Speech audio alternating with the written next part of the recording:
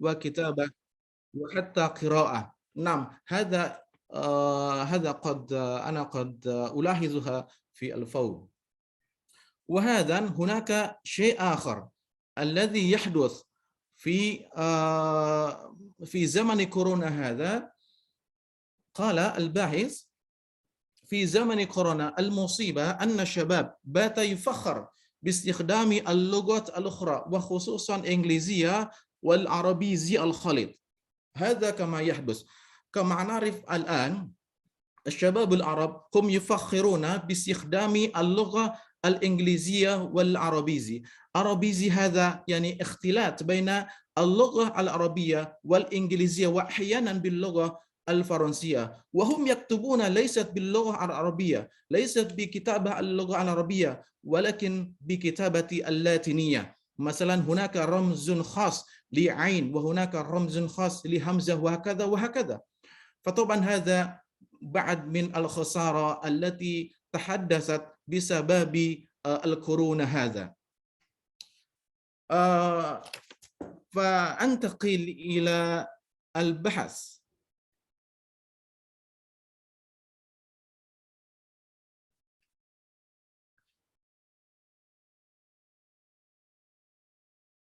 نعم، نحن سوف نرى الآن البحوث العلمية عن اللغة العربية في عصر جائحة كورونا. لأن موضوعنا في هذا الصباح المبارك أنا أقدم لكم البحث، يعني كيف البحث التي تتعلق باللغة العربية في عصر جائحة كورونا وما بعدها. فنحن لو نلاحظ في جوجل سكولر، يعني في جوجل العلمية، فهناك سوف نجد الدراسات والبحوث العلمية عن اللغة العربية باللغة العربية. مثلا هناك استراتيجية تعليم اللغة العربية، وهذه كلها وهذه الدراسات عن اللغة العربية دائما ترتبط بين اللغة العربية وكيف استخدام الوسائل المتعددة لتعليم اللغة العربية عن بعد.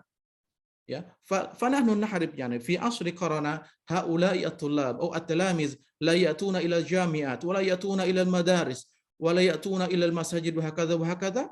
فطبعا لازم عليهم حصل على دراسة اللغة العربية، ولكن كيف الطريقة؟ فالطريقة طبعا هناك استخدام الوسائل المتعددة. فلذلك هذه البحوث دائما يرتبط ويتعلق الدراسة هذا مع بين اللغة العربية واستخدام الوسائل المتعددة في عصر جائحة كورونا.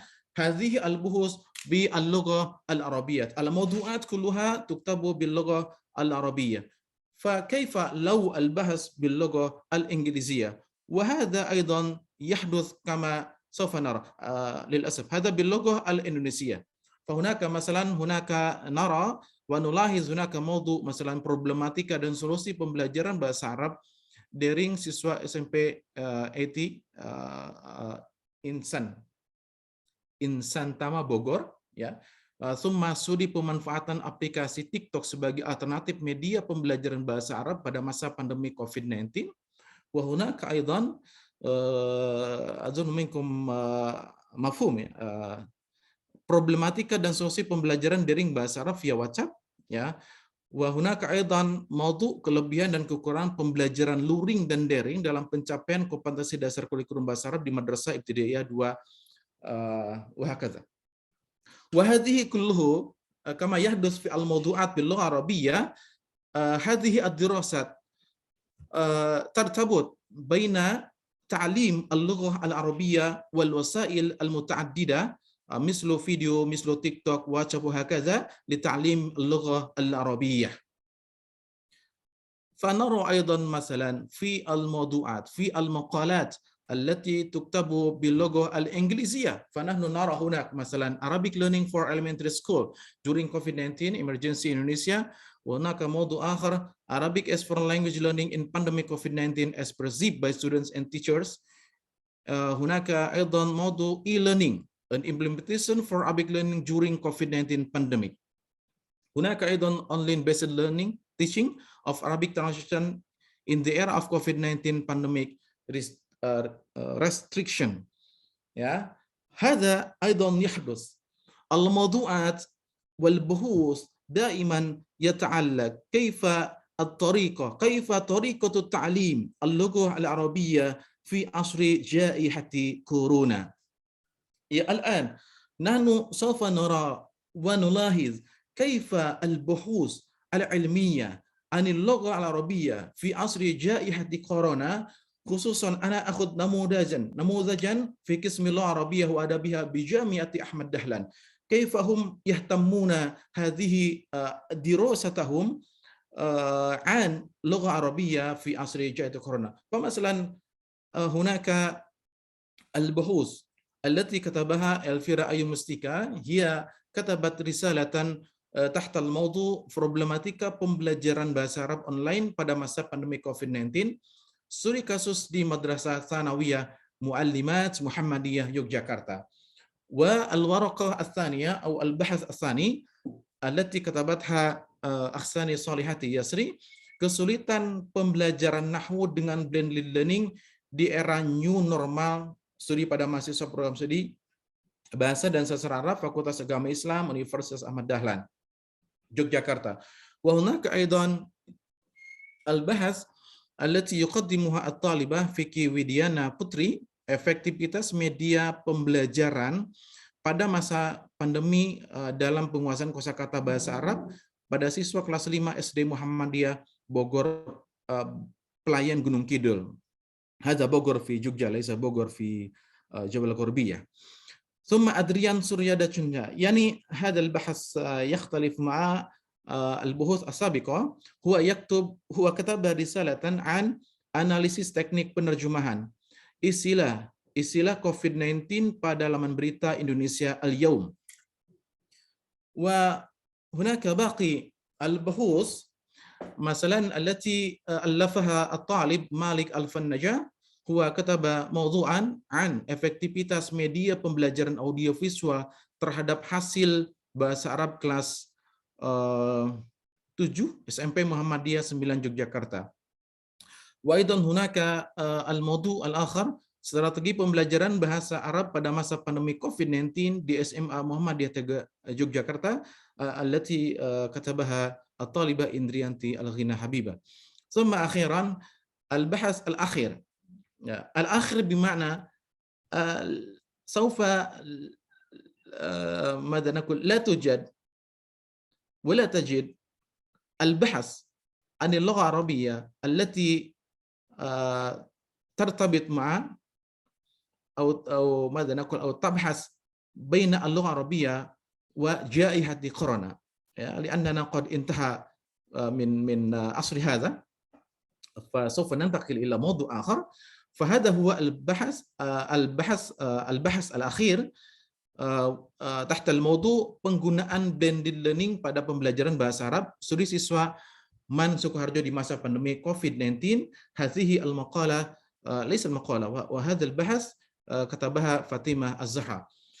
فهذه الموضوعات التي كتبتها الطلاب والطلبة في قسم اللغة العربية، فنحن نرى هناك أن هذه البحوث دائما يتعلق ويرتبط بحثهم عن اللغة العربية مع استخدام الوسائل المتعددة وكيفية استخدامها في عصر جائحة كورونا.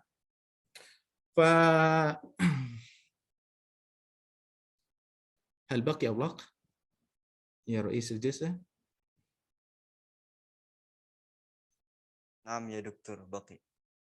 أيوة.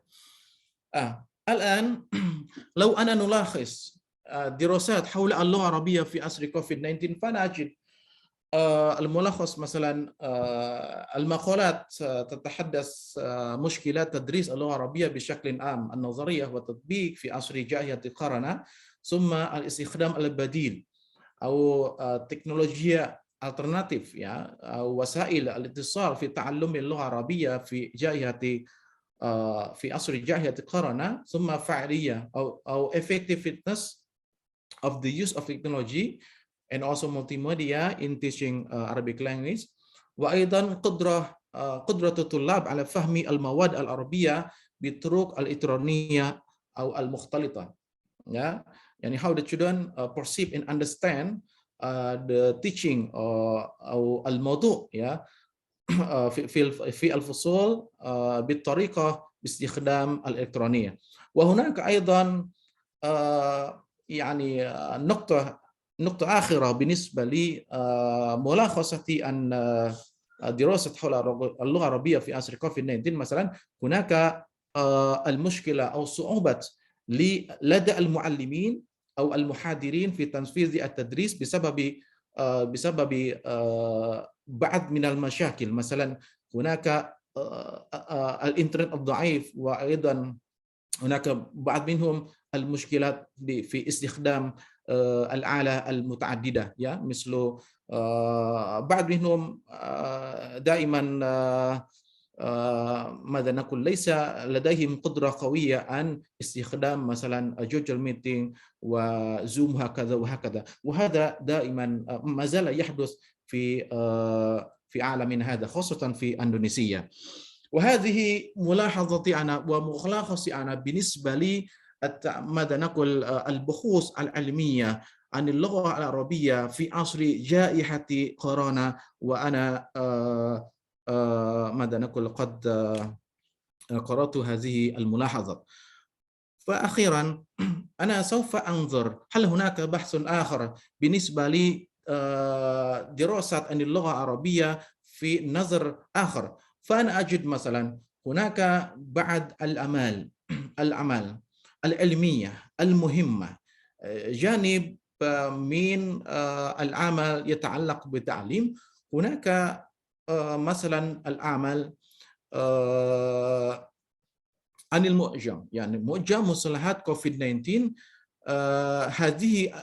هذا العمل يصدر مجمع، ليس المجمع يعني مركز أليسكو في المغرب، يا هم ألفوا معجما كبيرا ومفيدا عن المصطلحات المتعلقة بكوفيد 19. يا هذه المعجم تستخدم اللغة الإنجليزية، فرنسية وعربية. فطبعا هذه فرصة لنا، فرصة للباحثين في إندونيسيا، هل ممكن نحن نكتب ونصنف المعجم المصطلحات كوفيد 19 باللغة العربية والإندونيسية مثلا.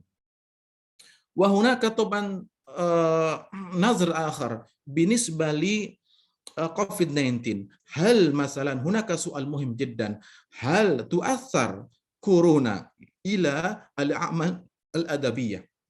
أنا فقط ألاحظ قصيرا، فأنا أعرف أن أستاذة يسرى وهب هي سوف تتكلم كثيرا عن هذا الموضوع، فقط أنا ألاحظ قليلا.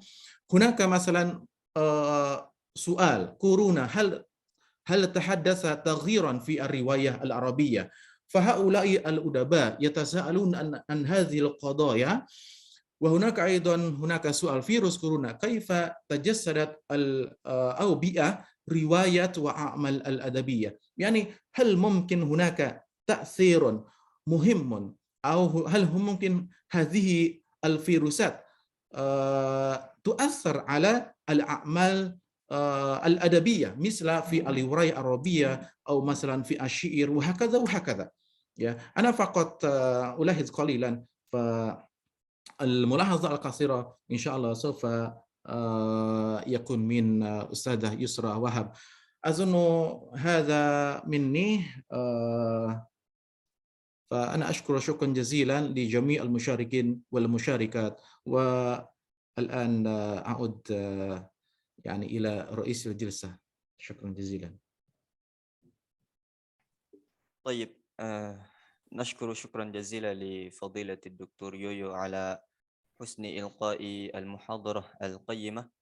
والآن نأتي إلى المحاضرة الثانية التي ستلقيها الحاجة يسرى بنت عبد الوهاب، فلتتفضل مشكورة. أيوة، شكرا على هذه الفرصة. وقبل بداية هذا البحث المتعلق بالأدب العربي أثناء جائحة كورونا. أنا أقول لكم جميعا السلام عليكم ورحمة الله وبركاته. وعليكم السلام ورحمة الله وبركاته. شكرا إلى رئيس الجلسة أستاذ شهيد رباني على إعطائي لي فرصة لتقديم مقالة قصيرة المتعلق بالأدب العربي أثناء الجائحة، أو أنا أكتب هنا الأدب العربي والجائحة. لماذا؟ لأن الجائحة لا يحدث أو لا تحدث عنيفا أو في الأوقات أو العصور المتأخرة، لكن قد حدث أيضا في الأوقات الماضية أو العصور الماضية. اسمح لي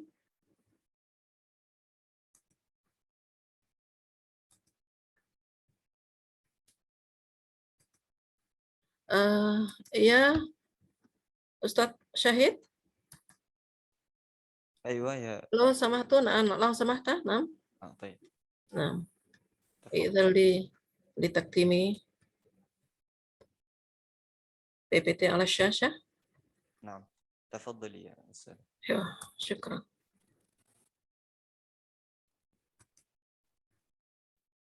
اليوم وستكون.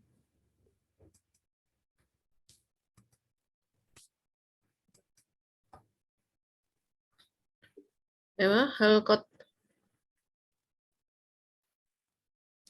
نعم نعم أيوة.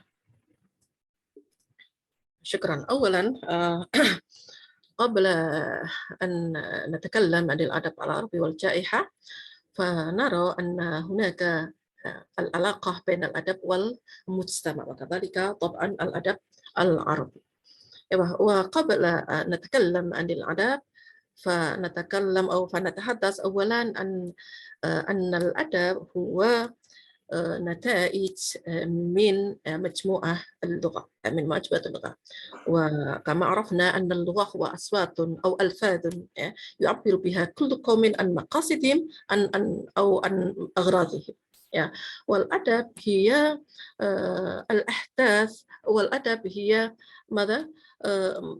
ماذا نقول؟ مجموعة من الألفاظ العربية أو النصوص العربية التي كتب كتاب العرب في نتائجهم الأدبية. وطبعا أن نشأت اللغة أولا هو في الأصل لتلبية حاجة للتواصل بين أفراد المجتمع. ومن من الأحداث الاجتماعية التي تحدث في المجتمع هو الجائحة كما نرى الآن. وكذلك طبعا أن اللغة حقيقة هو ظاهرة اجتماعية أيضا، ظاهرة اجتماعية وظاهرة حضارية، وتحتم غرض التفاهم المتبادل بين أعضاء المجتمع. وكما عرفنا أن اللغة حقيقة هناك مستويات في اللغة، وأعلى مستويات اللغة هي الأدب، أو كما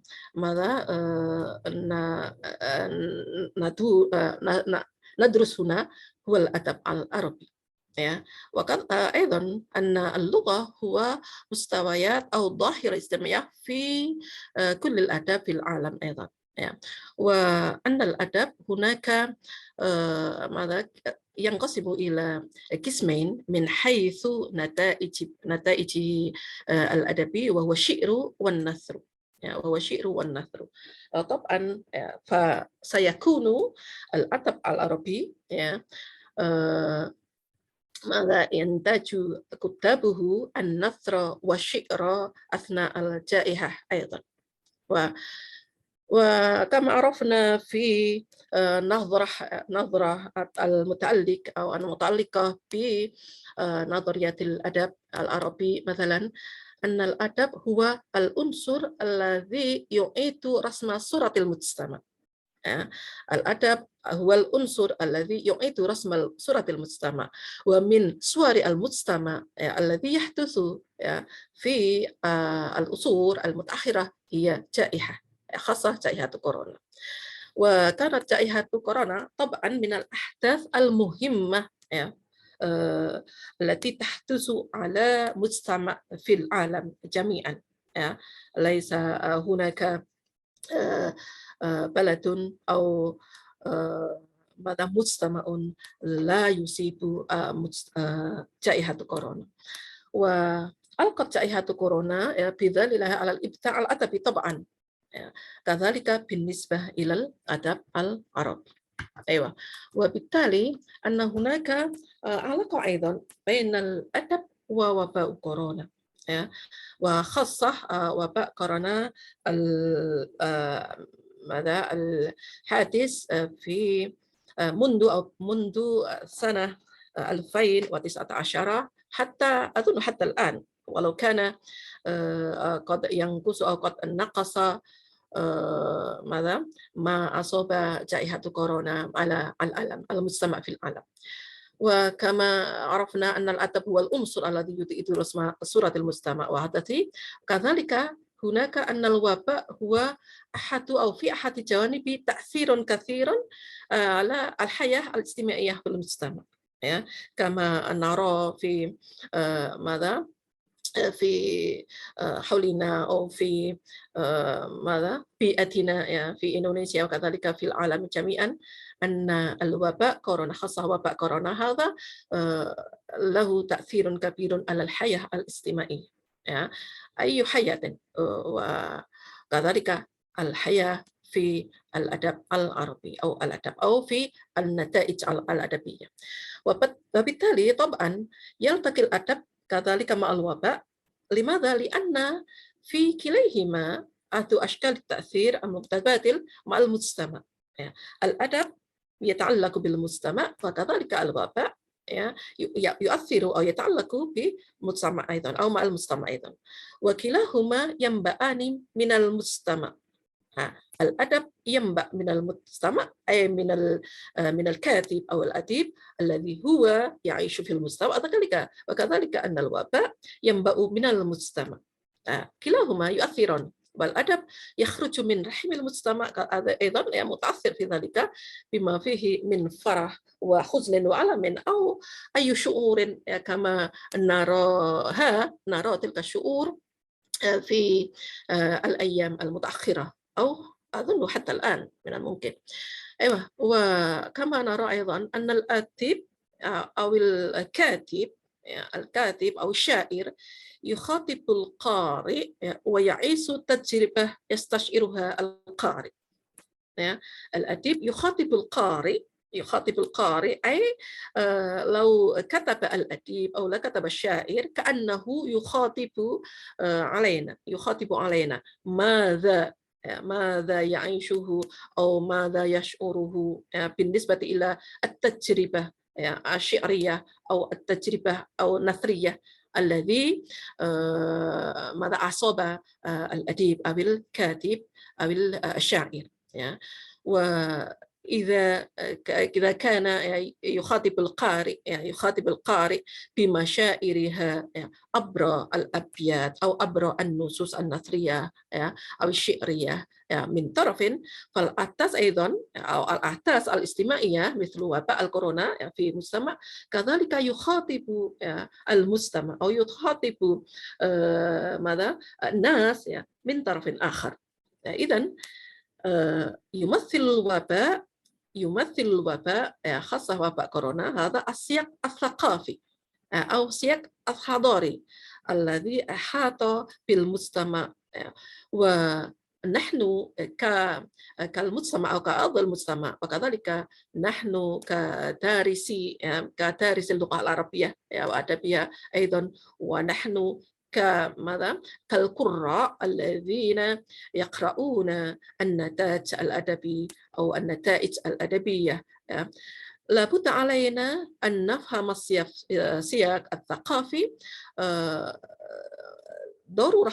هذه ضرورة لفهم النصوص الشعرية النصوص النثرية التي كتبها الأدباء أو الشعراء.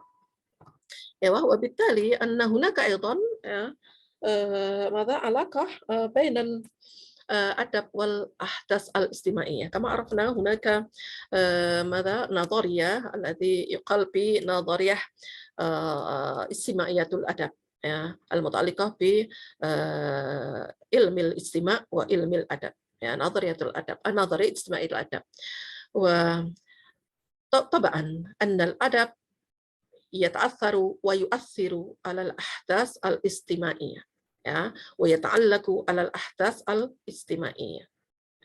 إذن الأحداث الاجتماعية التي تحدث في مجتمعنا تثير دائما الأدباء والشعراء والكتاب وتدفعهم إلى الكتابة، طبعا إلى الكتابة بما يشعرها ويعبر ما يشعرها من الأدباء والكتاب أو الشعراء. وماذا يشعر الكتاب والأدباء؟ طبعا ما يشعرها على ما تحدث أو على ما أصاب على المجتمع. وإذن موضوع الأوبئة أو موضوع الوباء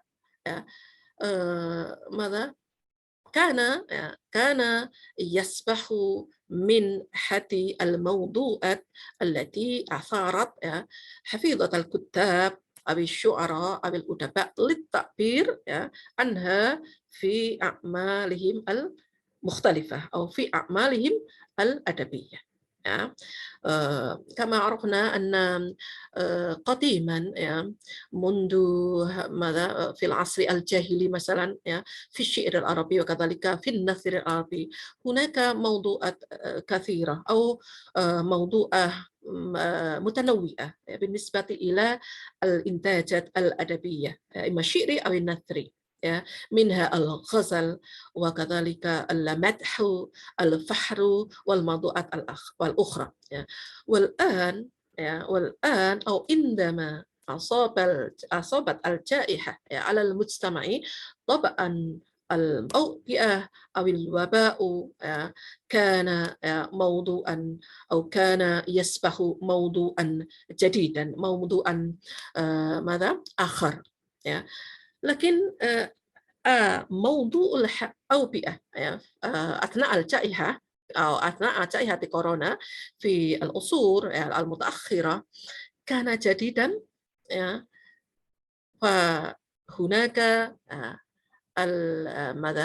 الآثار بالنسبة إلى الشعر أو النثر وخاصة الشعر أن الجائحة حقيقة ليس موضوعا جديدا، أي نجد موضوعا بالنسبة إلى الوباء أو يتعلق بالوباء في النصوص الأدبية منذ زمان بعدين سنجدها. فإذا تكلم الأدباء والشعراء عن مشاعر الفقد. كما عرفنا عندما أصابت جائحة كورونا هناك الفقد بفقود أو بفقد أقربائهم أو أبنائهم أو أصدقائهم، عندما كان الموت ماذا جاء عليهم.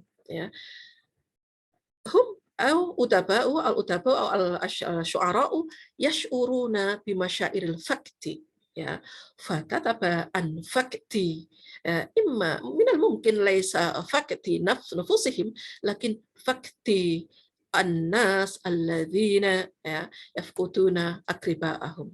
لماذا؟ لأن الأدباء والشعراء يستطيعون أن يشعروا ما شعر المجتمع أو ما شعر الناس. وبسوى الفقد كذلك علم الفراق، لأنه عندما أصاب جائحة كورونا هناك فراق بين أب وأم مثلا، أو ماذا بين أولاد مع آبائهم أو أقربائهم أو أصدقائهم أو الناس الآخر. وكذلك عالم المرضى يا عندما ماذا تحدث أو أصابت جائحة كورونا هناك المرضى الخاص الذي يسمى ب ماذا مثلا، وهذا ماذا من نوع فلو لكن ليس فلو إنفلونزا، هذا يسمى بالمرضى. والأدباء أو الشعراء يشعرون ألم المرضى الذي يصيب على الناس أيضا. ألم المرضى فين؟ في المستويات أو من الممكن في البيوت، وكذلك مشاعر المحبوسين في البيوت. كذلك نرى أن في ماذا أثناء الجائحة هناك ما يقال بالlockdown المحبوس في البيوت. إذن الأدباء أو الشعراء يشعرون أنهم محبوسون في البيوت ولا ماذا لا يستطيعون أن يفعلوا أي شيء من الممكن سوى العبادة وسوى ماذا الفعالات الأخرى. طبعا ماذا ككونهم أدباء وككونهم شعراء أنهم يستطيعون أن يكتبوا وأن يقرأوا مشاعرهم أو ما يشعره. أيوة. وأيضا هناك ما ظهر أو ما يسمى بأدب الأوبئة. أظن أن أدب الأوبئة هذا ليس جديدا أيضا في أو أثناء جائحة كورونا، وقد حدث قبله أنه ما يسمى بأدب الأوبئة، لكن عندما حدثت جائحة كورونا ماذا فأدب الأوبئة كان ماذا يزيد أو ينمو.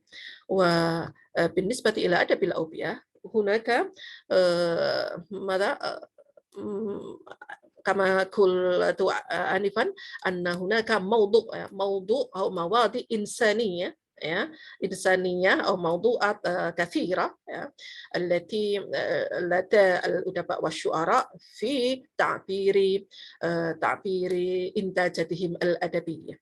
أيوة. وكذلك أن الأدب يتأثر في المجتمع.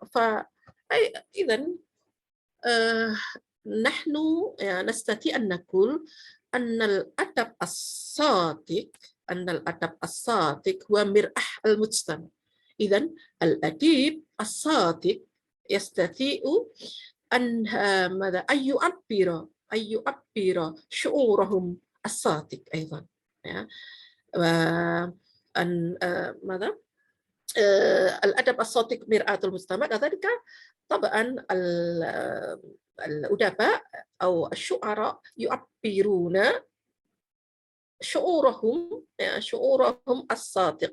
الصادقة، وهذا أيضا ماذا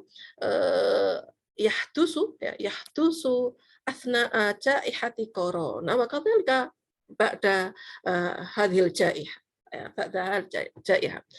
أيوة. وبالتالي هناك أيضا أو قبل أن نرى الإنتاجات الأدبية أثناء جائحة كورونا نستطيع أن ننظر الأدب والوباء أو علاقة بين الأدب والوباء في العالم. مثلا هناك ما كتبه هذا ابن حجر العسقلاني كما قلت آنفا أن أدب الوباء ليس جديدا، حقيقة ليس جديدا، لكن قد حدث منذ مرور الزمان. ابن حجر العسقلاني هو ماذا يكتب في كتابه أو يؤلف في كتابه الذي يسمى ببذل الماء في فضل الطاعون، وهو يريد مقاممة لابن الوردي، لأن ابن الوردي أيضا ماذا يكتب أو يؤلف الشعر بالنسبة إلى الطاعون. ya.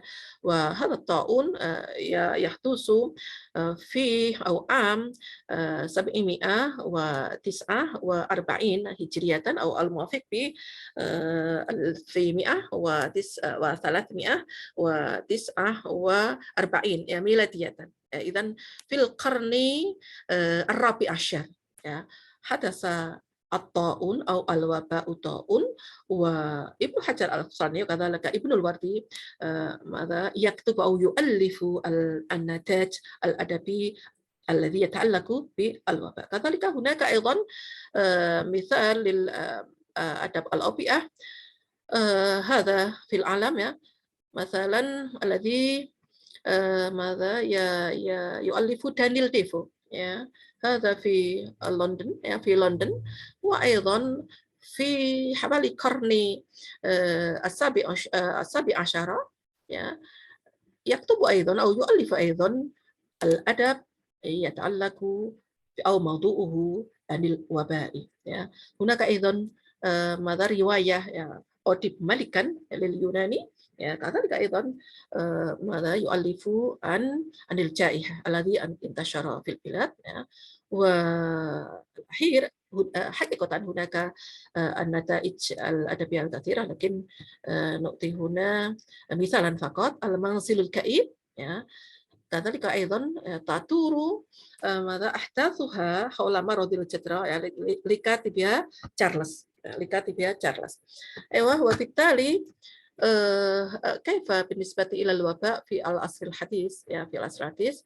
وهناك مجموعة الأوغاد القصصية للمحامية روان بنت رقية تونسية أي كاتبة تونسية أو روائية تونسية التي تكتب عن الوباء أيضا. وكذلك هناك أيام جامحة الذي كتبه ماذا أندريا شديد بالنسبة أو بموضوع ليس أندريا شديد يكتب اليوم السادس ويكتب عن الوباء. وكذلك أحمد خالد يكتب عن الوباء بعنوان الطيور النهكي. وحقيقة أن خالد توفيق هذا طبيب أيضا إذن هو يعرف ماذا يتعلق بالوباء وهو أديب. أيوة. وبالتالي ما كتبه أو مثالا للوباء والشعر للوباء والشعر. وكما قلنا أن الوباء هو ماذا من الأحداث الاجتماعية وهي تتعلق بالأدب ومن الأدب هو الشعر. فعرفنا أن الشعر هو مرآة المجتمع العربي أي نستطيع أن نقول أن الشعر هو ديوان العرب. لماذا؟ لأن العرب لا ينفصل أو لا ينفصل عن الشعر ومنها ماذا مثال الشعر بالنسبة إلى الوباء هو ما كتب امرؤ القيس. طبعا أظن أنكم قد عرفتم ما هو أو من هو امرؤ القيس. هو أديب ومن ماذا شعراء المؤلقات ومن مؤلفاته ماذا تكتب عن المرض الجلدي الذي يصيبه. هذا مثال. وبالتالي كذلك أبو الطيب المتنبي هو يؤلف قصيدة عن الوباء أيضا الذي ماذا يصيبه وهذا يصيب في زمانه. وبالتالي هناك أيضا ماذا الوباء بالنسبة إلى ليس كورونا فقط. هذا الوباء يتعلق بكوليرا مثلا الذي كما كنا نجده في قصيدة كتبتها نازك الملائكة. وهذه في عام أو ماذا أو في القرن العشرين. وهذا هذا يحدث في مصر مثلا وناسك ملائكة ماذا تكتب أو تؤلف عن القصيدة الذي كانت موضوعه سكن الليل مثلا. وبالتالي هناك أيضا ما أو قبله قبل الشعراء الآخر الكريم أيضا تكتب قصيدة عن وباء بعنوان الوباء وهذا من ماذا أبياته أظن أنا قارئ في نجد الشعر العربي أيضا الشعر العربي القديم dikatakan Ibnul Wardi Umar bin al-Farmudwar وهو يكتب أو يؤلف الوباء عن الذي يسمى بالطاعون في ماذا شعره. أيضا نجد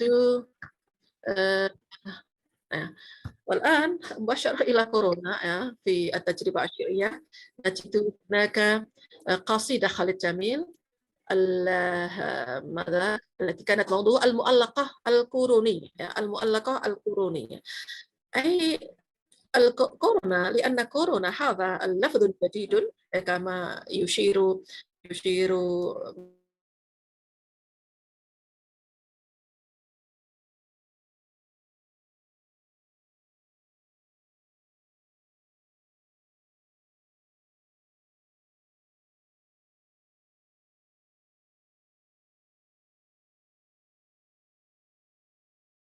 أوكي.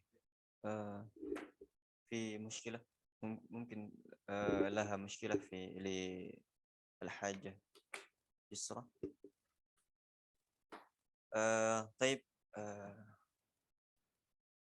نواصل إلى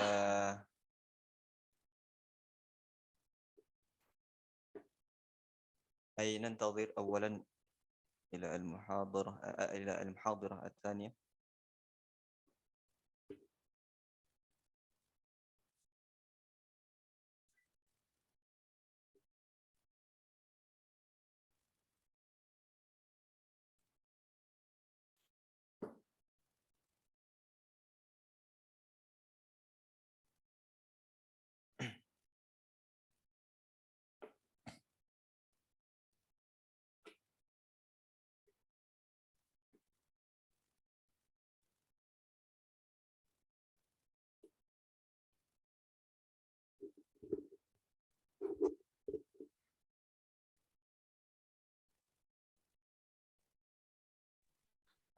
عفوا أيوة من الممكن أختم كلامي هذا بأن اللغة والأدب لا يموتان أبدا على الرغم من أن هناك وقوع أي كارثة في العالم. هذا آخر كلامي لأن الإنترنت نعم عفوا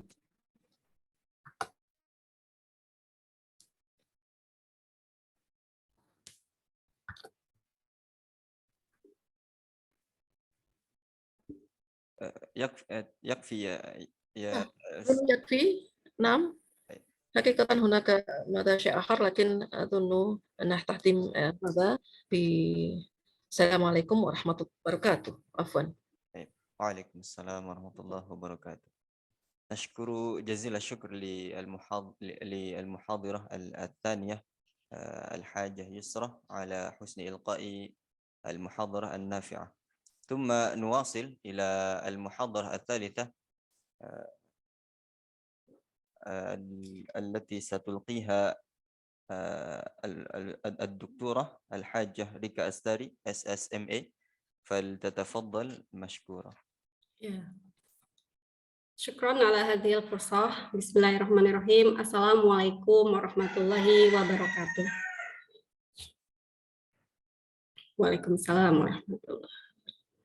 Aywa, Al-Ustadz Ustadz Yoyo yatakallam Arabi fasih jidan sahih ya. Wakadzalika Ustadzah Yusrah tatakallam Arabi kadzalika fasihah ya. Al-an ana urid atakallam urid ukamil hadhihi al-muhadara wa laysa bil lughatil arabiyyah walakin fi hinama ubayyin teks urid atakallam arabiyyah idzan ana atakallam bil lugha al malayawiyah li anna al aksar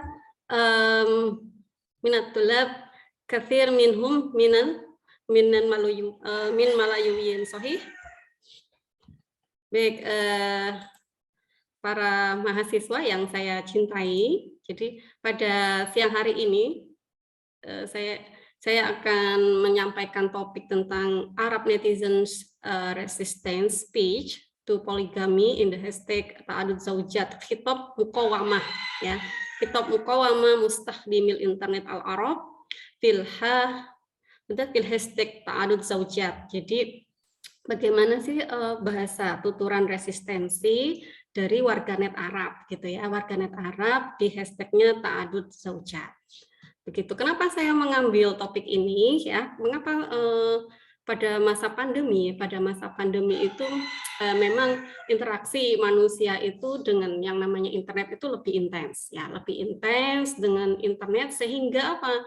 Dengan adanya interaksi internet otomatis adanya perbauran bahasa ya, pergeseran bahasa sampai bahasa itu tidak dipahami lagi, maksudnya tidak diketahui lagi sebenarnya asal bahasa itu dari mana ya, saking intensnya manusia itu dengan internet ya, kontak dengan yang namanya perangkat teknologi dan adanya social distancing di pasca pandemi itu menyebabkan orang itu beralih kepada ya tadi media sosial untuk mengungkapkan perasaan, menggali informasi. Baik, Mas Sahid, saya izin share screen ya. Silakan Ibu. Saya izin menyapa para peserta dari Malaysia, kabel semuanya. Kam nafar al-adat min Malaysia. Iya, sehat. Alhamdulillah sehat ya, setelah kita berpusing-pusing sebelumnya pada materi tentang pembelajaran bahasa Arab ya, setelah itu kita juga mengkaji tentang adab. Nah, ini pada topik saya ini yaitu mengkaji tentang bagaimana bahasa resistance ya. Full screen dulu. Oke.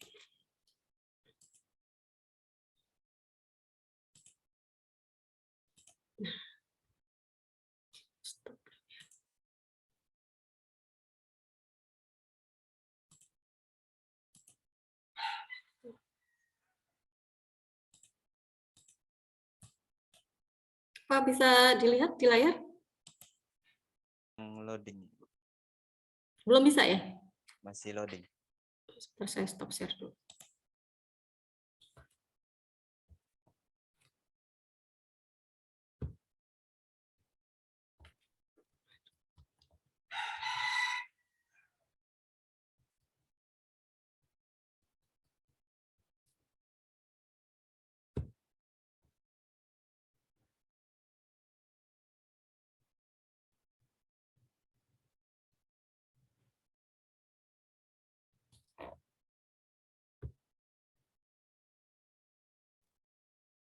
لم يعمل هذا ممكن بسبب التعدد يعني.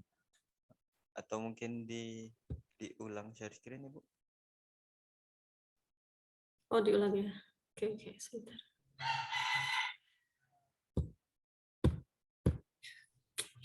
Ini dia.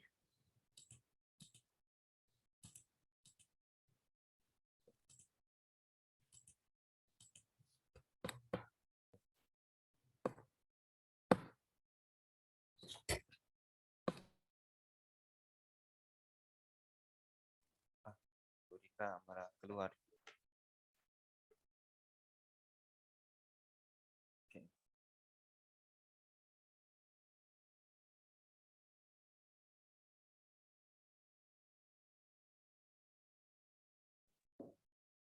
أين دكتورة ريكا؟ خرجت؟ terlempar. Ustaz. نعم أظن لها مشكلة في الإنترنت.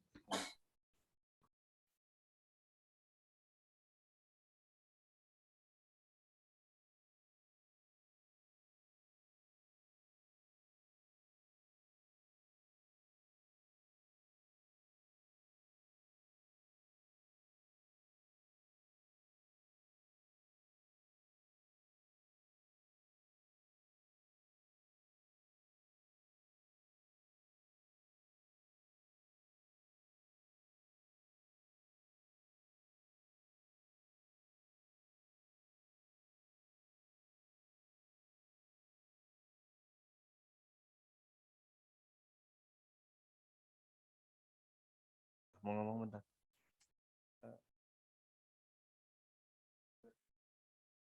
Sembari menunggu Dr. Rika untuk kembali ke ruang Zoom, mungkin untuk teman-teman para hadirin, teman-teman mahasiswa dan sebagainya, bisa menyiapkan pertanyaan atau soalan.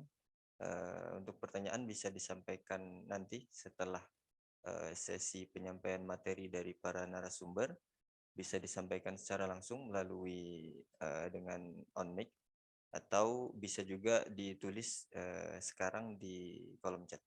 Baik, karena Dr. Rika sudah kembali, kami berikan kesempatan untuk beliau. Oke, Mas saya izin share screen atau mau di screen dari sana ya?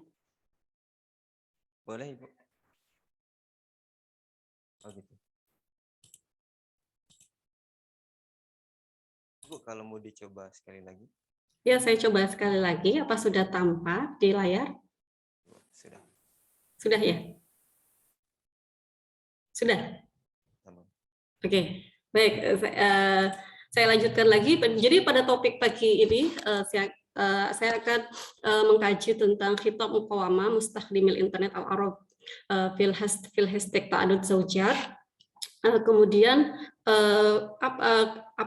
bahasa resistensi ini bermula dari mana ya? Jadi adanya wacana pro kontra poligami masih menjadi isu yang hangat dibincangkan terutama di media sosial. Jadi bahkan setelah adanya video penjelasan poligami oleh Dr. Ahmad Karimah Yajib tentang syariat poligami yang mana tidak perlu izin istri pertama. Ya, beliau adalah anggota Majelis Ulama Syariah di Al-Azhar dan juga seorang pensyarah fikih perbandingan di University Al-Azhar. Apa yang dikatakan oleh Ahmad Karim gitu? Qala Karimah fi liqa'itil fiziyun inna zawja al-ula ya yajib an tu'in az-zawj ala zawaj bithaniyah gitu. Jadi istri itu harusnya wajib membantu gitu suaminya untuk menikah lagi. Kita arada an yafa nafsah kai layar fahisha, supaya apa? Supaya tidak terjadi kemaksiatan. Begitu kata siapa namanya tadi, kata Syekh Ahmad Karim Yajib. Nah, inilah video ini itu berdurasi memang cuma sebentar ya, disampaikan oleh Syekh Ahmad Karim. Ahmad Karim, tapi ditonton banyak ya, 6.414 view. Nah, itu berarti banyak sekali kan, dan menjadi trending topik ya, mendapatkan 30 komentar, yang suka 33. Loh, berarti yang tidak suka berapa, Bu? Yang tidak suka kalau di dalam medsos Arab itu ya dia tidak menampilkan ya, berbeda dengan di medsos Indonesia ya, Indonesia itu ditampilkan. Nah, jadi kalau misalnya kita lihat dari 6.000 itu yang berkomentar, yang suka dari 6.000 itu hanya 33 saja yang klik like gitu. Ya. Nah, ini menunjukkan tingginya jumlah keterlibatan publik dalam video ini gitu. Dan video ini juga diposting di hashtag ta'adud zaujat ya. Dalam hashtag tersebut ditemukan kontroversi ya. Ternyata yang selama ini yang saya pahami bahwasanya tradisi Arab itu patriarki dan juga sangat welcome dengan poligami gitu ya. Dan ternyata saya juga kaget, ternyata ada juga bahasa resistensi di kalangan warganet Arab terkait dengan poligami. Selama ini saya memang penelitian tentang poligami sudah ada 3 atau 4 kajian. Sebelumnya saya mengkaji poligami di Indonesia dan di Malaysia gitu ya. Nanti di akhir. Kemudian saya juga pernah mengkaji poligami, tuturan resistensi para istri pertama yang dipoligami, itu juga saya pernah mengkaji itu. Nah, ini saya mencoba untuk resistensi, bagaimana sih bahasa resistensi dari warganet Arab gitu terhadap poligami, dan ternyata juga banyak ya. Itu ternyata resistensi ini tidak hanya dari kalangan para wanita ya, jadi ada postingan ulama, Syekh Al-Azhar, juga postingan berbentuk meme juga ada yang menunjukkan perlawanan dan sindiran terhadap poligami. Jadi tidak hanya sekedar ungkapan-ungkapan, tapi dia juga di sini akan saya jelaskan bagaimana Syekh Al-Azhar ya ikut meresisten, ibaratnya meresisten dan juga melawan terhadap poligami, dan juga bagaimana ungkapan-ungkapan dari warganet juga termasuk juga saya hadirkan di sini meme ya, bagaimana sih sindiran dan juga ya perlawanan terhadap poligami begitu. Jadi kajian saya siang ini untuk menunjukkan bentuk-bentuk tuturan resistensi warganet Arab ya, terutama berkaitan tentang poligami, dan juga di situ tersirat juga ya perlawanan terhadap tradisi patriarki ya. Apa sih patriarki itu? Yaitu sebuah sistem sosial yang mana dia menempatkan pria itu sebagai pemegang kekuasaan. Ya, dia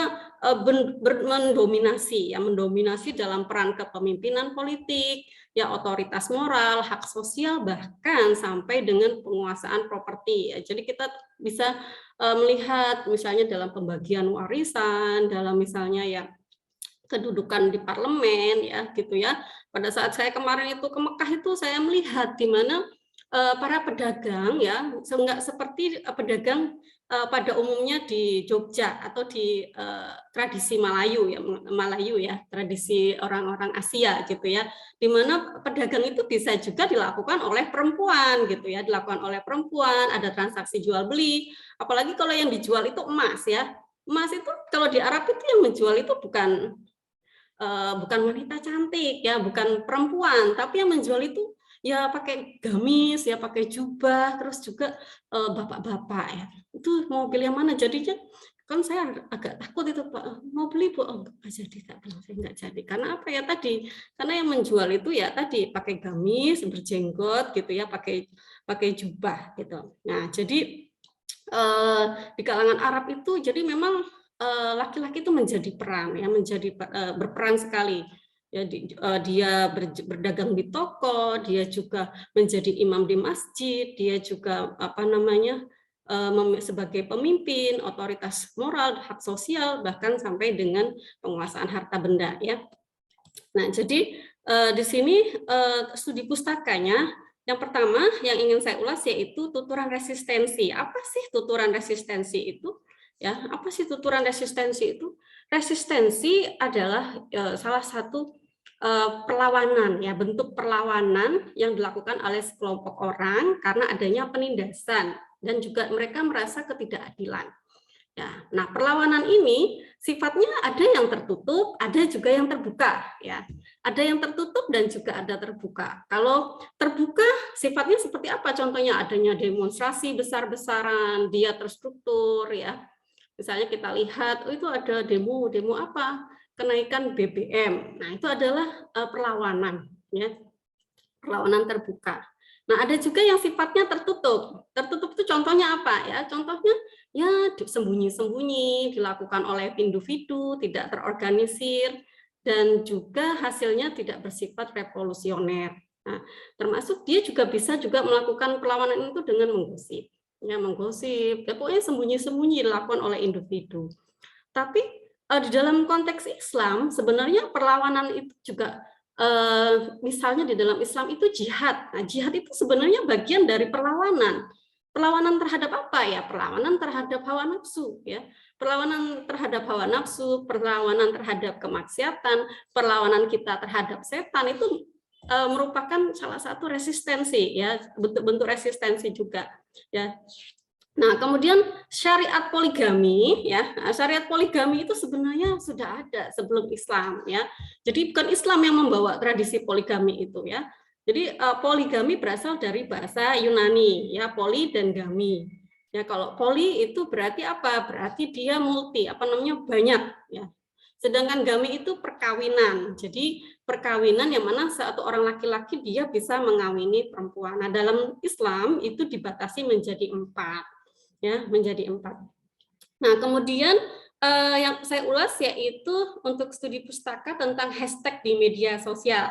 Nah, mungkin para mahasiswa semuanya sudah biasa ya pakai hashtag ya. Kira-kira hashtag itu untuk apa? Hashtag. Kalau misalnya iklan gitu ya, mau jual beli gitu ya, kita mau jual barang itu kita pakai hashtag gitu. Kira-kira apa sih gunanya hashtag? Ada yang mau jawab? Silakan. Hashtag itu gunanya untuk apa? Ya, kalau misalnya tentang topik ya, misalnya ada topik, jadi hashtag itu digunakan untuk membentuk opini, ya, dia membentuk opini. Misalnya, jadi kebetulan data saya ini berasal dari berasal dari hashtag ta'adud zaujat, ya, yang mana hashtag ta'adud zaujat ini atau poligami ya, itu postingannya banyak. Ada yang satu ada 5.000 lebih postingan. Yang satunya lagi itu ada 1.000 lebih. Nah, 1.000 lebih postingan gitu. Terus saya kira postingan itu karena postingan dari saya ketik kata kuncinya pakai bahasa Arab gitu ya. Saya kira ya kebanyakan itu ya menyukai poligami, hampir semuanya mungkin menyukai poligami. Oh, ternyata saya temukan di sini ya tadi bahwasanya dia juga ada juga bentuk-bentuk perlawanan terhadap ta'adud zaujat ini. Jadi yang saya ambil yaitu ada gambar, video dari ulama, terus juga ungkapan-ungkapan dalam kolom komentar. Ya, jadi saya cek satu persatu, misalnya apakah kamu setuju kalau ada postingan, apakah kamu setuju kalau suamimu berpoligami gitu ya.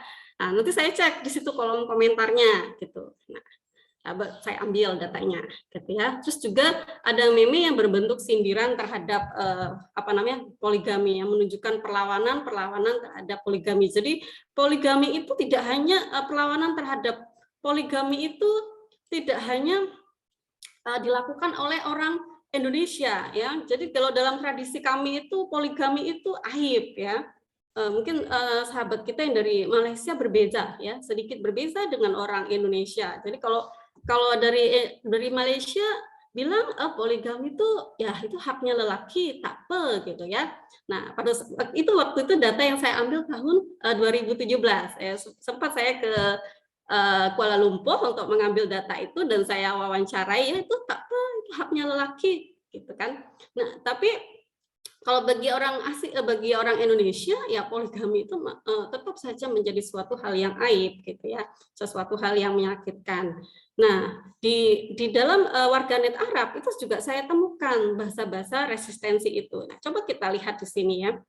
Ini bahasa resistensinya. Yang pertama ya, huwa la yas'al nafsah awalan ya. Hal huwa mubah aula. Nah, ya. Wa yakum domiruh ya. Hal sayadil aula ya, hatta yakuna zuwaj mubah lahu. Ya. Terus abis itu apa? Wa illallah yakhafuna fi'lan minallah maka nata'adud bisuhulah ya, nggak mungkin dong ta'adud itu suhulah bagi mereka. Yang kedua, wal ayat asaniyah aqal haif innaka ma ta'dil. Dia menginterpretasikan ayat Quran surat An-Nisa itu seperti itu. Innaka ma ta'dil katanya. Khalas ya. Iktafa bi wahdah ya bani Adam. Wah, itu jadi dia menginterpretasikan seperti itu. Ya. Allahu qa'id ya yahdar al-insan bas al-insan yaruh lil adzab bi rujulih. Nah, itu lihat kita cek di sini ya. Nah, pada ungkapan nomor 1 ya, itu dia menunjukkan perlawanan yang diwakili oleh hatinya, ya yahkum domir ya, untuk membangkitkan keraguan-raguan sikap adil dalam poligami yang ditunjukkan dengan adanya penggunaan istifham di sini ya. Hal huwa sayadil aula. Nah, gitu. Itu salah satu tuturan resistensi. Selanjutnya simbol pronoun ini mengkaitkan antara sikap adil dengan poligami dan juga dengan ketakwaan kepada Allah ya. Terus ungkapan perlawanan ini juga selaras dengan data nomor 2 ya. Jadi dia menginterpretasikan ayat poligami surat An-Nisa bukanlah perintah, karena Allah itu mengikatnya dengan kata adil, ya. Allah berfirman, aku takut kamu tidak bisa adil. Sudahlah, ya, bas gitu ya. Yakfi iktafa biwah. Jadi cukup satu aja, sudahlah cukup satu saja, ya. Khalas iktafa biwahdah, ya. Kemudian perlawanan ini menunjukkan antara ya tadi dia juga mengkaitkan ya dalam bahasa resistensi ini ya, menunjukkan antara kejantanan dan penderitaan dan juga rasa sakit, ya. Al-insan yaruhlil azab. Jadi poligami itu dikaitkan juga dengan penderitaan, ya toh? Dan birojulih. Nah, dengan kejantanannya itu dia sebenarnya itu menyebabkan penderitaan gitu. Itu bahasa di dalam media sosial ya yang saya ambil. Itu yang kedua. Terus yang ketiga 45 itu menunjukkan sindiran laki-laki yang melakukan poligami. Subhanallah katanya. Kullu rijal bila istisna yasbahun fuqaha fiddin. Seolah-olah mereka itu ya ulama fiddin bimas'alah at-ta'addud. Ya. Wa yujib adalah ilminal Quran wa sunnah. Oh, mereka itu menjawab dengan dalil-dalil dari Al-Quran dan Sunnah. Wa huwa minal asas ma ya'rif dari al-masjid. Ya, padahal dia itu ya nggak ngerti gitu. Maksudnya, loh dia itu kok semangat sekali kalau ngomong tentang poligami seolah-olah ya jadi ulama gitu kan, maksudnya kan gitu ya. Seolah-olah dia itu ya ulama. Di awal dengan kata subhanallah gitu ya. Tapi habis itu dibanting gitu. Maksudnya ada perlawanan di situ. Wa huwa minal asas ma ya'rif tariqu ilal masjid gitu. Enggak tahu dia jalan ke masjid gitu ya. Itu salah satu perlawanannya. Itu yang nomor 3. Nah, terus yang nomor 4 ini sudah kelihatan budaya Arabnya ya, yang dia menyebutkan tentang za'faroniyah mutanaqid ya. Za'faroniyah di sini hal minkum min mis ya, ada yang dari Mesir? Ma makna za'faroniyah? Tahu artinya za'faroniyah? Atau yang dari Malay mau jawab silakan. Apa sih kok ada za'faroniyah di situ? Lihyah za'faroniyah mutanaqid katanya. Wah, itu za'faroniyah itu artinya apa sih za'faroniyah itu? Silakan kalau ada yang mau jawab ya. Apa sih? Ini adalah sindiran. Sindiran ini ditujukan yang namanya punya jenggot itu kan laki-laki ya. Nah, ini menunjukkan sindiran dan juga melawan tradisi patriarki karena dia ditujukan kepada apa? Kepada laki-laki. Ya, terus menggunakan metafora itu loh, jenggot zafaron ya, yang kontroversi. Zafaron itu dikenal masyarakat Arab itu sebagai tanaman obat ya, warnanya kemerah-merahan ya, kayak seperti jenggot itu ya, seperti jenggot. Nah, tanaman obat ini ya, dia itu dikenal oleh masyarakat itu tanaman obat untuk membangkitkan gairah seks ya, untuk menggairahkan gairah seks. Jadi penutur menggambarkan ini, orang yang mengungkapkan ini menggambarkan orang yang melakukan poligami itu disimbolkan seperti pemilik jenggot zafron ya. Karena dia untuk mencari solusi kepada gairah seksnya itu gitu ya. Dia menikahi dengan wanita-wanita yaitu untuk memberikan awalnya berpikir bisa memberikan solusi kepada lihyah za'faroniyah tadi ya, jenggot za'faron tadi gitu. Dia menuturkan seperti itu dengan menggunakan ya tadi za'faron tadi ya. Nah, yang kelima ya, yang data yang kelima.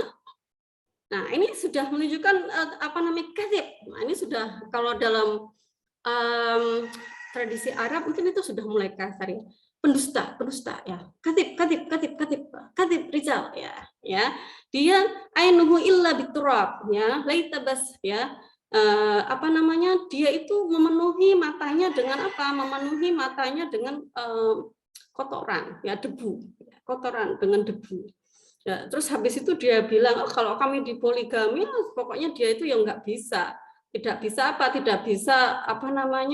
ya ini kalau di sini lah ya frek minal hams itu maksudnya dia tidak bisa lah berhubungan dengan dengan semangat. Sebenarnya ya laki-laki itu semangatnya ya semangat berpoligami, tapi pada saat berhubungan sebenarnya mereka juga nggak semangat. Itu di dalam bahasa medsos ini ya, dia mencoba untuk melawan. Terus ditampilkan dengan emotikon ini ya, ejekan ya. Nah, terus kemudian masih ada dua lagi, ya, masih ada dua lagi data ungkapan. Nah, masih ada dua lagi, kelewatan lagi ya. Sebentar, sorry. Nah, kemudian yatazawwad, ini misalnya yang terakhir ini sudah gitu ya, biarkan saja ini kan, biarkan saja dia mengambil bakoya, sisa-sisa saya gitu, sisa-sisa saya. Soidudzib mata khudhu al-kilab. Akhirnya kata-kata kilab itu keluar juga di media sosial, ya. Keluar juga, kilab itu keluar juga akhirnya di media sosial. Wah, kayak seperti serigala mengambil sisa-sisa sisa-sisa dari makanannya anjing gitu. Jadi dia sudah mulai bahasa resistensi di sini, dia sudah mulai menggunakan kata-kata yang berkaitan dengan hewan, ya, berkaitan dengan hewan.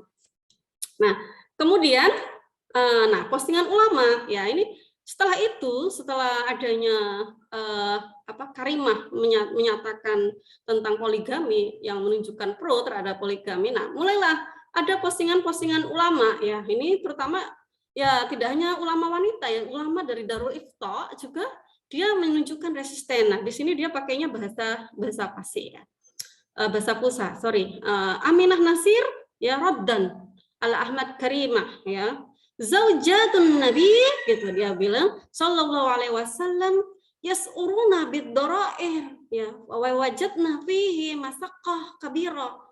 Ini yang disampaikan oleh Aminah Nasir juga menolak, maksudnya menyampaikan juga, dia membantah apa yang dikatakan si Karimah tadi, Dr. Karimah tadi, bahwasanya sebenarnya kalau bahasa Jawanya sakjane, ya, sebenarnya zaujatun Nabi itu sebenarnya juga merasakan masakoh, ya, merasakan penderitaan, merasakan susah juga, ya, di poligami itu sebenarnya ya susah, enggak cuman wanita masa kini aja kalau suaminya berpoligami yang merasa susah.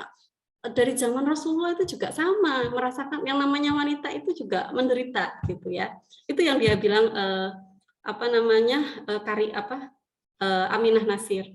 Nah, kemudian kita coba lihat ini Sautul Azhar ini, ya. Ini kecil nggak kelihatan, ya.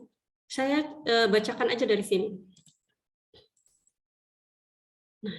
Nah, ini Syekh Al-Azhar, ya, dia berkomentar tentang kemelut ta'adud zaujat itu, ya. Zaujah wahidah takfi. Ya, gitu ya. Ulama itu yang bilang, ulama Arab, ya. Al-muslim laisa hurran fi ayat tazawwad ala zaujah al-ula, ya. Bal hunaka syurut. Nah, itu ulama yang mengatakan.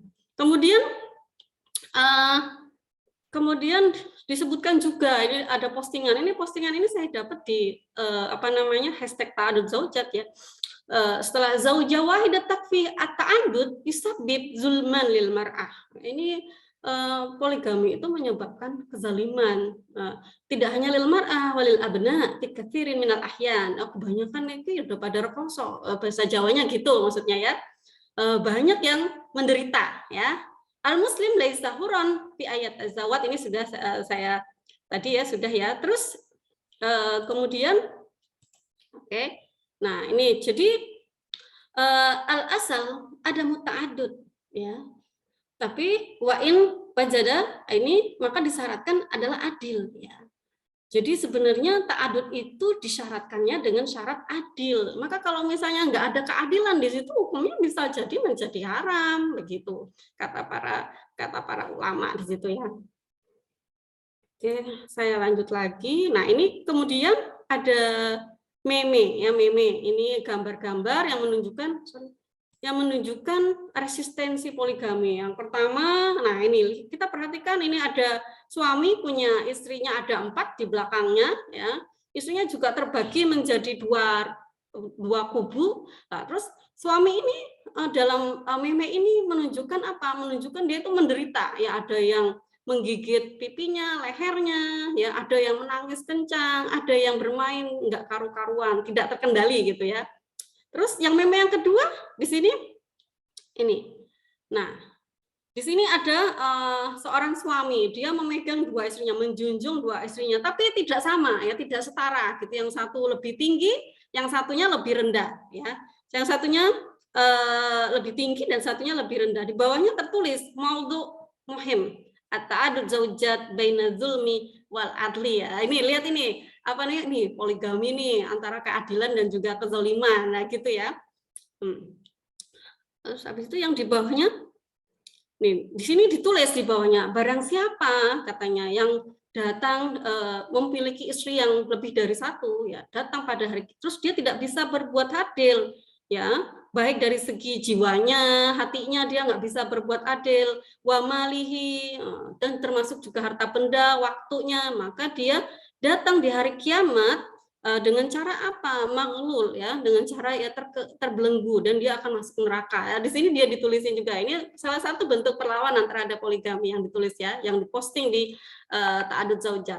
Nah, yang ketiga kita lihat surah As-Salisah, az-zaujah as-solihah misbah ya. Wah, istri itu kalau solihah itu seolah-olah misbah. Misbahul bait ya, seolah-olah cahayanya rumah. Terus Famadalo kan al bait arba'atu masabih gitu dia bilang kan. Lah terus gimana kalau misalnya kebanyakan cahaya gitu ya, kebanyakan cahaya. Nanti di bawahnya ditulis di situ tus ilinar ya. Anta tus ilinar fil bait. Jadi kamu itu seolah dia di sini bentuknya perlawanan. Jadi seolah-olah kalau kebanyakan istri itu berarti dia menyulutkan api neraka di dalam rumah tangganya. Ini salah satu bentuk sindiran dan juga perlawanan terhadap poligami. Nah, ini juga ada juga adruka anal istiksar minan nisa alamatun naqs ya. Kalau kamu punya banyak perempuan, itu berarti menunjukkan itu ada kekurangan ya toh. Laziada itu menunjukkan itu. Tapi kalau cuma cukup satu itu bisa melakukan semuanya ya. Bisa berarti dia itu adalah wanita yang sempurna ya toh. Nah, itu alamatul kamal wal istighfar ya, wal istighna, itu menunjukkan kesempurnaan. Nah, ini dalam bahasa yang diposting ini. Kemudian tentang ta'addud zaujat ini, qala Syekh Al-Albani rahimahullah, dia al-jam'u baina zaujain jidan. Sebenarnya mengumpulkan satu istri itu susah di zaman sekarang itu. Nah, terus dia ansoh bizuat la ansoh. Jadi saya itu tidak menasehati, tidak menganjurkan untuk melakukan poligami. Itu postingannya yang kelima. Lalu yang keenam ya sama ya. Yang sama. Intinya yusirul jidal min jadi. Jadi sebenarnya poligami itu ya tadi menyebabkan disyaratkan dengan adil pada gambar yang keenam ini ya. Nah, terus kalau misalnya tidak ada keadilan di situ, nah, itu berarti poligami itu pendekatin haram gitu. Itu fatwa ulama. Ternyata fatwa ulama Arab itu juga ada juga yang menunjukkan perlawanan terhadap poligami. Nah, sekarang mengapa sih terjadi perlawanan? Mengapa terjadi resistensi? Terutama dari warganet ya, yang setelah kita baca, kita capture tadi dari ungkapan ya, dari meme, dari postingan para ulama. Yang pertama karena terjadinya gap pengetahuan terkait adil dalam Quran surat An-Nisa, terutama berkaitan dengan adil tadi. Yang kedua ya, ini sudah ada sejak tahun 2011 itu sudah mulai ada gerakan dari para aktivis perempuan, yang mana puncaknya terjadi pada tahun 2015 ya.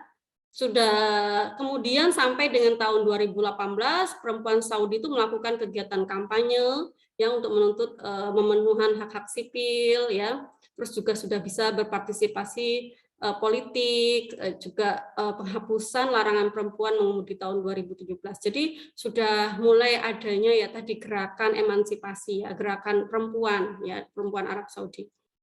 Terus juga sudah mulai ya tadi wacana kesetaraan gender itu sudah banyak disuarakan, terutama di media-media sosial. Al-waqt yantahi, Ustaz Syahid? Ya. Ya baik, saya al-istimbat saja ya, memberikan conclusion ya.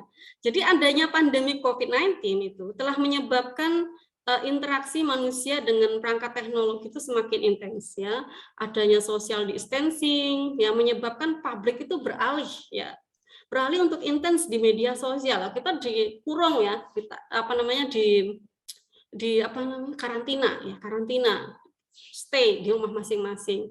Nah, akhirnya dia beralihnya kemana? Ke media sosial untuk menyampaikan apa, mengungkapkan perasaan, mencari informasi, gitu ya. Nah, ungkapan-ungkapan di media sosial ini tidak ada batas, tidak ada batas ya. Tidak ada batas itu telah menyebabkan penggunaan media sosial itu pengguna itu bercampur, berbaur dengan tuturan pengguna lainnya, ya. Baik itu dari latar belakang bangsa, budaya, gitu ya. Seperti tadi kita lihat ungkapan tentang perlawanan itu ya, tentang hewan, sejauh ini memang ada budaya di dalam budaya Arab itu tentang ungkapan-ungkapan berkaitan dengan hewan ya, misalnya dalam budaya Arab itu yang menunjukkan keburukan itu misalnya keledai gitu. Nah, di sini di media sosial ini kilap itu pun juga keluar ya. Tidak hanya di masyarakat Indonesia. Kalau masyarakat Indonesia itu yang namanya kilap itu kan jelek ya, memiliki nilai emotif yang buruk. Misalnya dikatain apa namanya, dimaki, diejek dengan kata kilap itu jelek sekali. Atau misalnya dengan kata mohon maaf monyet, kirdah gitu ya. Kirdun gitu, itu tuh jelek ya, munyuk ya, monyet itu jelek ya. Nah, tapi di media sosial itu orang itu sudah mulai berbaur ya, latar belakang budaya bercampur di sana ya, bercampur budaya sehingga yang bukan dari budaya mereka juga diikutkan dalam bahasa ungkapan-ungkapan itu ya. Ya, itu yang mana ungkapan yang lebih ekspresif itu yang cocok digunakan di media sosial akan terus digunakan, bahkan akan dialihkan ke bahasanya dan diterjemahkan ya, meskipun itu memiliki budaya yang berbeda ya. Jadi kalau kita lihat dalam tradisi media sosial di Indonesia, bahasa Jawa yang tadinya dikenal ya, bahasa Jawa itu dikenal dengan bahasa Jawa yang ya tidak bahasa kalangan orang-orang yang ada di pedesaan ya, tapi pada saat sudah ada yang viral misalnya lagu ojo dibanding-banding, akhirnya yang dipakai bahasa ojo dibanding-banding itu akhirnya dipakai di media sosial. Jadi bahasa itu selagi dia bisa menunjukkan ekspresif ya, cocok, bisa berekspresi dan juga sifatnya tidak membedakan antara laki-laki dan perempuan, antara muzakkar dan muannas, antara jamak dan mufrad, itu akan digunakan, dikembangkan, terus dipakai terus di media sosial.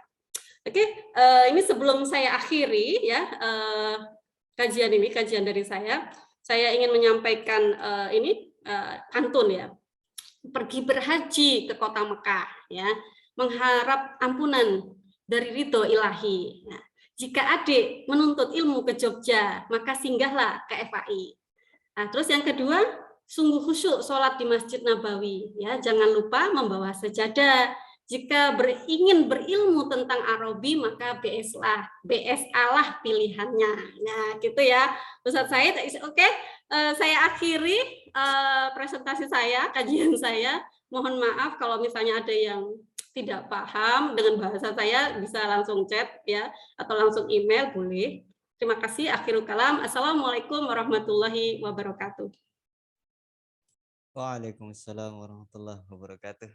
Baik, terima kasih banyak kepada Dr. Rika Astari atas penyampaian materinya. Jadi yang perlu kita ingat di bait terakhir, maka BS Allah pilihannya. Jadi kalau mau sering-sering dapat pantun, nanti jangan lupa masuk BSA UAD. Oke. Jadi sedikit promosi. Baik, nahnu al-an fi majal al-munaqashah al-ilmiyah baina al-mushtarikin wa al-muhadirin. وأنا أفتح الفرصة للمشتركين لجميع المشتركين لمن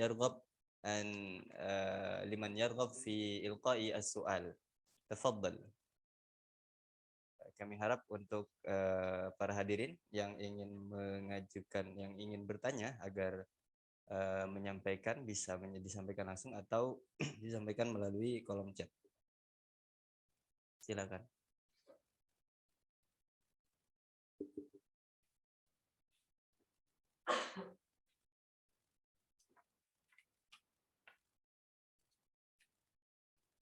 Ada yang ingin bertanya?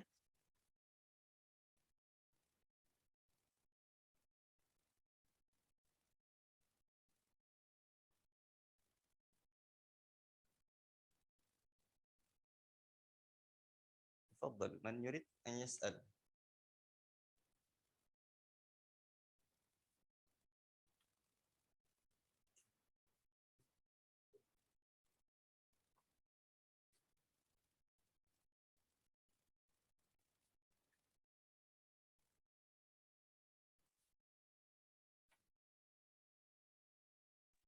ممكن يخافون يعني. Nah. Sembari menunggu pertanyaan dari hadirin, mungkin saya ingin menyampaikan sedikit pendapat, meminta pendapat dari Bapak Dr. Yoyo terkait dengan kajian tentang Arabic issues during and after pandemic. Itu kalau apa yang Dr. Yoyo lihat untuk kajian terkait dengan pembelajaran pasca pandemi itu akan mengarah ke mana? Ya, syukran jazilan li al-istilah min ra'isil jilsah. Mungkin anak ujib bil lughah al-Indonesia. Jadi sebetulnya yang saya tampilkan kan lebih kepada riset ya, maksudnya lebih kepada mapping kajian-kajian tentang bahasa Arab sejauh ini ketika dihubungkan dengan COVID-19 mesti selalu mengaitkan tentang persoalan pengajaran gitu ya. Persoalan pengajaran bahasa Arab dengan menggunakan berbagai pendekatan teknologi ya. Rata-rata berfokus ke sana, baik yang berbahasa Indonesia, berbahasa Inggris maupun berbahasa Arab begitu. Orientasinya selalu ke sana. Nah, bagaimana dengan post pandemik gitu ya? Tentunya tadi juga sempat disampaikan di awal bahwa dampak daripada COVID-19 tetap akan terlihat gitu ya di dalam kajian-kajian bahasa Arab ke depan itu masih tetap ada gitu ya. Tetapi mungkin orientasinya sudah tidak lagi kepada teaching-nya ya, tetapi dampak secara umum ya, seperti tadi Bu Yusro sempat menyampaikan bahwa ada pengaruh yang besar terhadap konten di dalam puisi. Kemudian tadi Bu Rika juga menyampaikan terkait dengan bagaimana intensitas netizen begitu menjadi sangat meningkat gitu ya dengan adanya COVID-19 disebabkan oleh tidak ada lagi ruang bagi mereka untuk berekspresi kecuali menggunakan media sosial begitu. Saya kira ke depan tetap kajian-kajian terkait dengan bahasa Arab post pandemik mungkin masih melihat terkait dengan persoalan tersebut, tetapi lebih kepada sisi lain ya, bukan kepada penggunaan teknologi ya tadi. Meskipun mungkin terkait dengan blended ya masih kayaknya ya, persoalan tentang blended antara offline dan online mungkin masih bisa menjadi isu yang diangkat dalam sebuah riset begitu. Ayo. Ya, atas penyampaiannya, atas jawabannya. Selanjutnya di kolom chat ada satu pertanyaan dari Muhammad Salahuddin. Izin bertanya, karena banyak perubahan yang terjadi di masa pandemi, bagaimana dengan perubahan siklus pendidikan yang dari online ke offline? Kemudian, dan bagaimana penyesuaian untuk menekan trauma yang terjadi, serta untuk membiasakan kembali peserta didik yang biasanya sudah terlalu nyaman dengan kelas online, apalagi ujian online. Lalu jika ada ekspektasi dari guru atau dosen terkait nilai, lalu tidak sesuai ekspektasi, bagaimana disebabkan yang biasanya ujian online lalu jadi offline? Terima kasih. Mungkin poinnya lebih kepada minta digeser ke atas, Mas.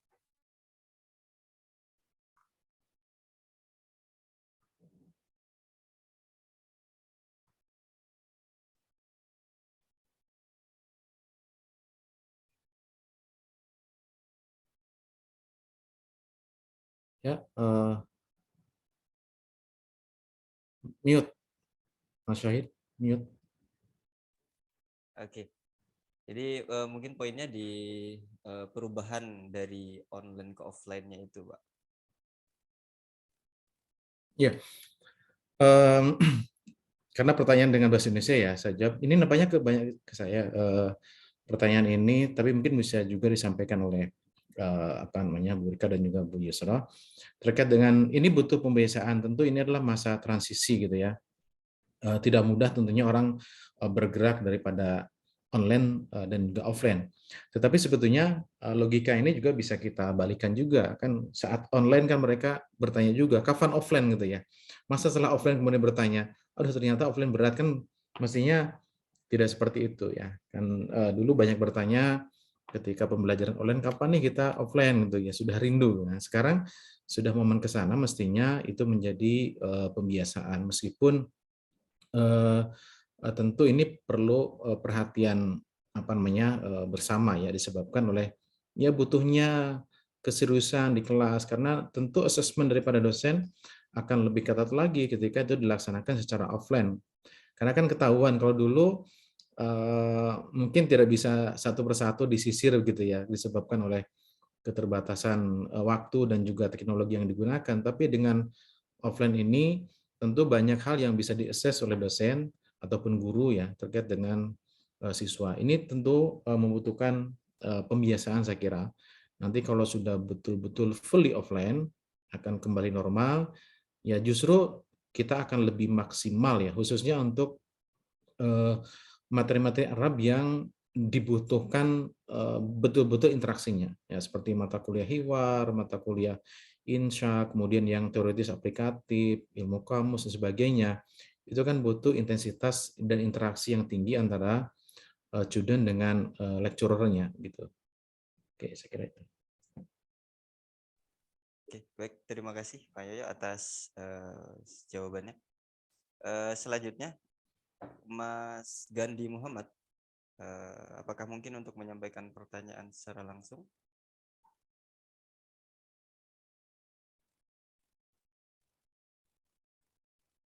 Oke, pertanyaannya ternyata sudah diketik. Baik. Bagaimana menanggapi apabila ada mahasiswa ketika online nilainya sangat bagus, namun ketika mulai offline nilainya makin turun dan bahkan memburuk?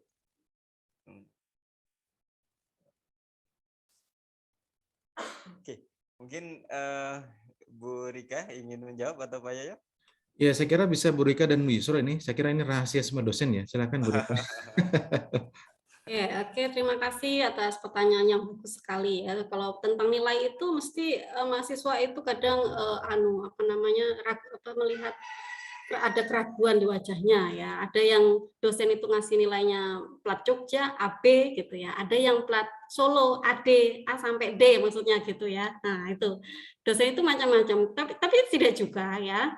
Kalau dalam itu tergantung strategi pembelajarannya sebenarnya ya. Ada yang di online ya bagus, pas offline itu tambah bagus juga ada gitu ya. Jadi nilainya itu ada yang bagus dan bagus sekali malahan.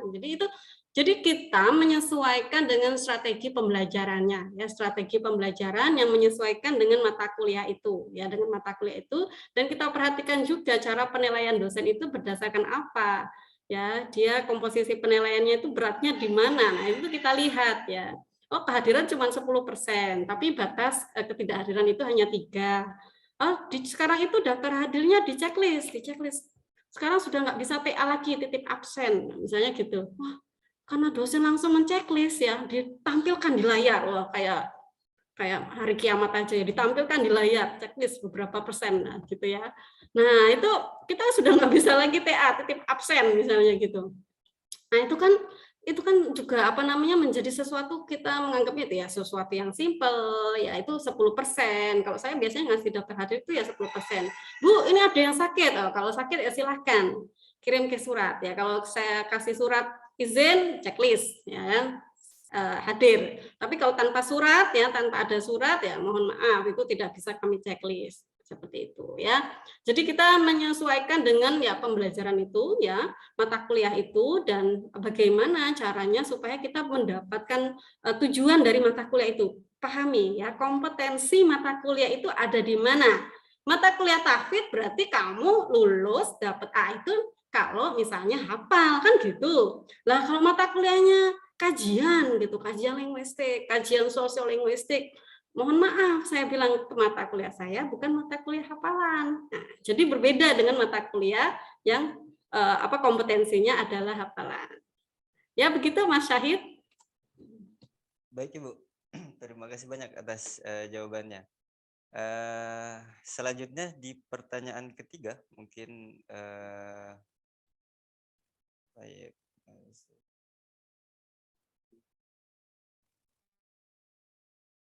Pertanyaan ketiga itu dari Windy Aprilia. Izin bertanya, menurut Bapak Ibu, metode pembelajaran seperti apa yang cocok untuk diimplementasikan pada proses pembelajaran tatap muka setelah pandemi? Menurut pengalaman saya, di saat magang mengajar di sekolah, banyak guru yang mengeluh atas efek dari adanya pandemi. Siswa menjadi sulit diatur dan akhlaknya juga menjadi kurang baik dibandingkan saat belum terjadinya masa pandemi. Beri kesempatan untuk Bu Yusra untuk menjawab terlebih dahulu. Oke, ayo, baik. Ini beberapa pertanyaan ini atau pesertanya ini mayoritas dari min mada kismi at-tarbiyah al-islamiyah sah min tullabi kismil at-tarbiyah al-islamiyah. Ya, jadi terkait soalnya ada yang magang-magang segala berarti udah mau lulus itu ya. Baik, jadi sebagaimana yang disampaikan Dr. Yoyo tadi, bahwa ini adalah masa transisi, gitu ya, masa transisi dari offline ke online, sehingga untuk sistem perkuliahan kita, terutama di kita itu juga ada kelas sebenarnya kita arahkan untuk kelas offline, ya, tetapi kalau terpaksa karena ada alasan syar'i, gitu ya, baru buka kelas online. Jadi kelas online kalau mungkin masa pandemi itu lebih banyak atau kemarin lah mungkin semester kemarin kan itu masih ada 50-50 gitu. Tapi sekarang untuk yang online justru kita memang sedikitkan. Dan itu bertahap tentu kita harapkan nanti di masa depan itu benar-benar offline. Nah, tentu tadi butuh penyesuaian ya, butuh penyesuaian misalnya di sekolah, misalnya tadi di magang ya, di sekolah penyesuaian dari aspek metodenya juga disesuaikan mungkin ya, disesuaikan juga pelan-pelan juga. Tadi sebagaimana pertanyaan berikutnya juga semula online nilainya bagus, ketika offline buruk ya, itu mungkin juga kita tahu ya, karena sebenarnya beberapa tempat atau perguruan tinggi itu ketika online pun itu menerapkan aturan yang sangat ketat. Ya, aturan yang ketat artinya ujian online itu seolah ujian offline. Jadi dia ada kamera yang memang harus, kalau kita mungkin di sini kemarin bisa jadi tidak seketat itu ya, tidak seketat itu. Tapi itu ada yang benar-benar ketat sehingga sama-sama offline. Jadi tidak ada pengaruh ya. Jadi tergantung ya, tergantung masing-masing perguruan tinggi atau mungkin program studi. Nah, terkait tadi misalnya siswa sulit diatur, benar itu karena yaitu dampak dari pandemi itu kenyamanan di sistem online-nya tadi, sehingga itu sekali lagi harus pelan-pelan juga tentu guru atau mungkin dosen itu juga lebih harus memberikan effort yang cukup tinggi ya untuk menghadapi perubahan itu ya. Jadi harus dari dua sisi ya. Murid juga harus belajar untuk menyesuaikan diri, dosen pun atau guru pun mungkin juga harus menyesuaikan diri seperti itu ya. Terus itu saya lihat Mbak Yas ada pertanyaan itu Iran soal lima layatimu waktu hal hatta seaprol itu ntar lima layatimu itu lebih. Nah ini yang jawab harusnya panitia. Ya, syukran. Setuju Bu. Jadi moderator mohon maaf. Jadi muhadir atau speaker tidak memiliki tidak bisa untuk menjawab pertanyaan dari Fatin Fadlullah karena itu mungkin akan dijawab nanti oleh panitia. Mungkin bisa ditanya di grup atau di yang lainnya. Oke, next untuk pertanyaan lain, apakah ada yang ingin menyampaikan pertanyaan secara langsung? Silakan, masih ada waktu kurang lebih 3 menit.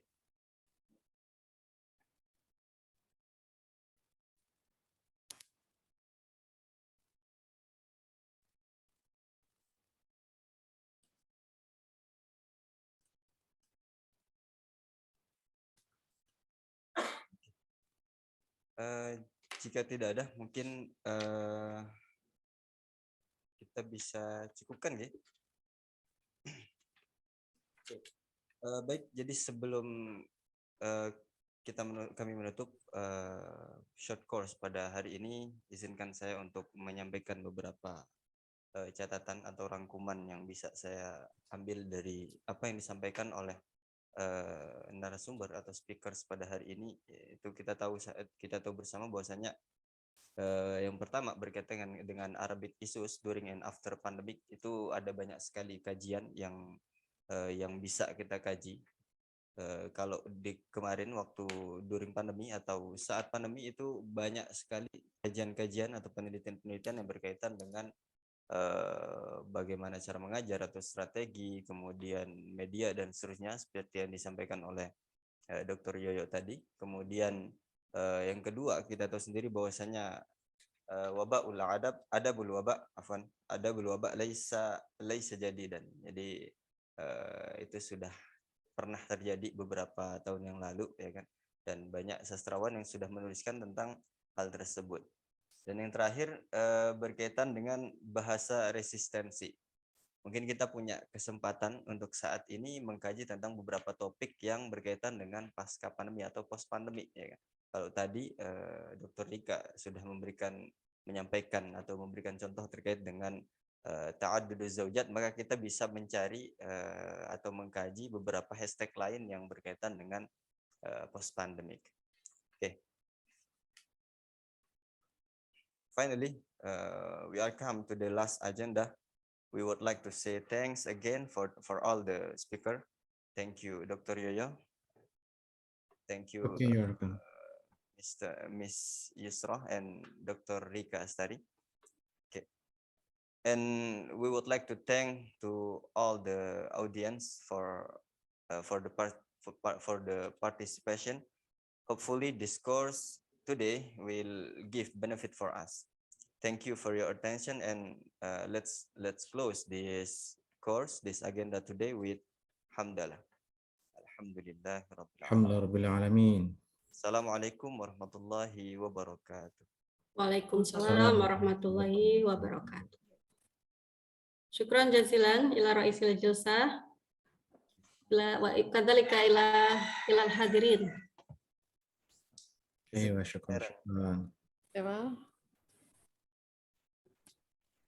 Ana atruk tadassu. Syukran. Assalamualaikum. Waalaikumsalam warahmatullahi wabarakatuh. Aywa, syukran ya habibi. Afwan ya Doktor.